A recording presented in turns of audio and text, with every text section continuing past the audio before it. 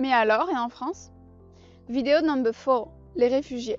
C'est-à-dire les personnes qui sont persécutées dans leur pays et qui fuient dans un autre pays en espérant obtenir une protection, l'asile, dans cet autre État. La Convention relative au statut des réfugiés a été ratifiée par la France. Jusque-là, tout va bien.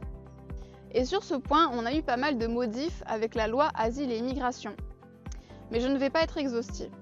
D'abord, il faut faire sa demande d'asile dans les 90 jours à ton arrivée sur le territoire français.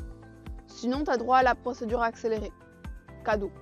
Mais quand tu ne penses qu'à fuir, je ne sais pas si tu es vachement informé de la procédure à suivre dans l'état où tu arrives.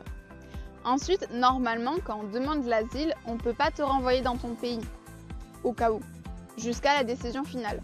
Sauf que, depuis la réforme, si l'OFPRA rejette ta demande d'asile et que tu n'es pas d'accord, et que tu décides d'aller devant la Cour nationale du droit d'asile, on peut dans certains cas te renvoyer dans ton pays, alors qu'on n'a pas de décision définitive.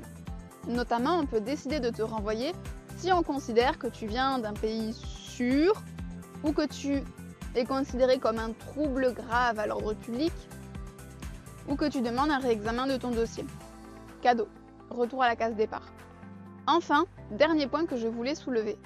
En général, une tactique, c'est de demander un titre de séjour sur plusieurs fondements.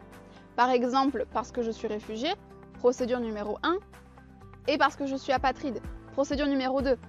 Comme ça, si on me dit « Ah ben non, désolé, en fait vous n'êtes pas réfugié », eh bien je peux toujours récupérer un titre de séjour avec la deuxième procédure si elle réussit.